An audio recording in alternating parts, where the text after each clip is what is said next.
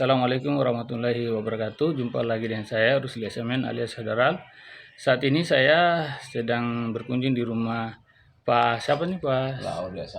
Laudi A. Samsudin. Beliau sebagai ketua pembangunan masjid. Apa nama masjidnya? Nurul Taqwa. Ya, mungkin kita langsung saja tanya sama Pak Samsudin. Kebetulan ini ada yang mau menyalurkan rezekinya nih untuk pembangunan masjid. Ya Pak, saya langsung aja Pak. Pak. Nah, saya langsung aja. Tadi kebetulan Pak ada salah seorang masyarakat yang japri WA saya. Dia berkeinginan, masyarakat Kota Bawah ya, berkeinginan untuk menyalurkan rezekinya untuk proses pembangunan masjid, madrasah dan sebagainya. Nah, sebagaimana yang saya sampaikan tadi, bagaimana tanggapan Bapak dengan rencana salah seorang masyarakat? Kebetulan ini sebagai tokoh juga di Kota Bawah, mantan Sekda Kota Bawah, Karoni Mukhtar, punya niat dia japri saya mau menyalurkan rezekinya. Bagaimana tanggapan Bapak tentang niat baiknya beliau itu? Ya, namanya juga orang yang membantu rumah ibadah, ya jangankan dia menaruhkan diri, kita minta pun kalau orang itu kadang mampu berpartisipasi atau tidak, karena kan bantuan itu ada dalam bentuk materi dan juga pikiran. Jadi kalau ada yang bantu dalam bentuk materi seperti itu bisa, kalau saya lihat karena ini tahap mau melantai lagi dan ada sambungan ke atas lagi untuk besi ke atas, ya bisa dalam bentuk semen atau uang juga. Tapi ya kalau uang itu biasanya kan orang banyak meragukan kalau dalam bentuk uang itu, tapi langsung saja karena betulan bendahara kita juga adalah imam masjid di beberapa masjid, ya jadi saya kira langsung saja ke bendahara atas pengetahuan warga juga. Pak siapa Pak bendahara? Pak Laode Azalia, Pak Salih Lajalia, SPD. Ini kalau boleh tahu Pak, ini riwayat terus ini nama apa masjid apa nih Pak? Supaya lebih jelas. Masjid Nurul Taqwa. Nurul Taqwa ini memang ide pembangunannya ini karena kita dulu itu kalau hujan-hujan mau masuk ke masjid yang ke atas itu agak jauh juga, ke bawah juga ke sebelah kiri agak jauh, jadi kita bilang bagaimana kita bangun musola, kita berdua itu kita beli tanah, kita patungnya dia bangun musola untuk tempat pengajian dulu, dan sekaligus kita sembahyang karena agak jauh itu yang ke sana. Kalau hujan kita tidak lagi pergi, ya di situ kita diskusi, kita patungan berkembang, ya ada saja orang yang datang membantu. Dan tahap pembangunan sekarang ini tinggal melantai dan sudah ada juga tehnya, tinggal semennya dan pasirnya ini yang belum ada. Kalau sudah itu ya sudah selesai, kalau bisa dipakai langsung. Kalau ada yang langsung misalnya membantu seperti itu, ya kita syukur, alhamdulillah.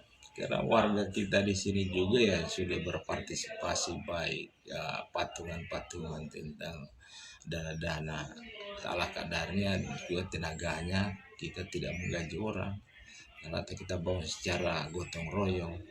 Dan saya kira kalau keadaan bantuan-bantuan ini dari warga, ada dari luar, ada juga dari kapal, macam-macam orang memberikan. Saya kira itu ya perkembangan sekarang. Yang pasti tahap melantai itu hanya karena ini bulan Ramadan, sungguhnya sudah mau dilaksanakan, tapi karena Ramadan orang lagi puasa, mati kita harus partisipasi. Ya mungkin saya tanyakan Pak, rencana ini berapa lantai nih masjid ini? 2 lantai rencananya, karena memang kita berpengalaman dari masjid-masjid yang lain itu, sungguhnya ini musala tidak terlalu besar karena lokasi kita juga kecil. Pengalamannya bahwa rata-rata masjid yang ada di daerah kita, mungkin di Indonesia ini, kami berpengalaman bahwa setelah itu dibongkar, kemudian dibangun lagi, ilmu banjir orang bantu-bantu, sehingga kebetulan juga memang kita terbatas dengan anggaran, kita pikir biar juga lambat kita rancang untuk tingkat karena lokasi kita kecil. Itu dua lantai atau jadi 3 lantai? Jadi sudah satu lantai sudah mau kelar itu, tinggal kita cat saja dan kemudian kita pasang tihelnya, tinggal ke atas lagi. Dan kondisi seperti itu saya kira nantinya masyarakat di sini sudah kita dekatkan dengan tempat ibadah secara rame-rame. Iya. Inti sungguhnya pembahasan awal itu tempat pengajian anak-anak dalam mengkader generasi yang tidak lagi terjerumus pada hal-hal yang negatif dalam bentuk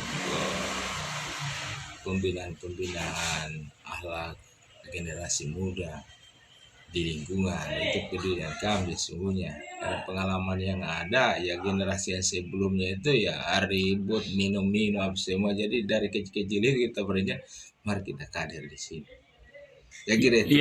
Ya kalau boleh tahu Pak, estimasi kira-kira kebutuhan anggaran langsung rampung berapa tuh Pak, kalau bisa diestimasi? Ini estimasi bisa lebih kurang.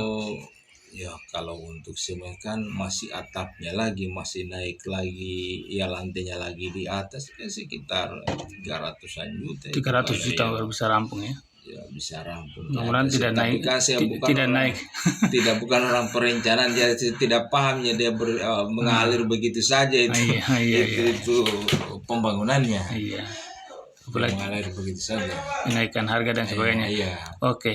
Mungkin ada pesan-pesan lagi untuk masyarakat sekitarnya. Iya, saya kira untuk bantuan tetap kita masih menerima, baik itu pikiran, tenaga atau konsep-konsep berpikir mungkin membantu kita dalam hal yang lain, atau mungkin materi dalam mempercepat proses pembangunan itu sangat kita harapkan, karena memang betul-betul kita ini mandiri, tidak mengharapkan dari pemerintah pada bantu kita ini tidak ada bantuan. Belum ada sentuhan dari pemerintah. Ada, mungkin karena kita juga belum ajukan proposal ke sana.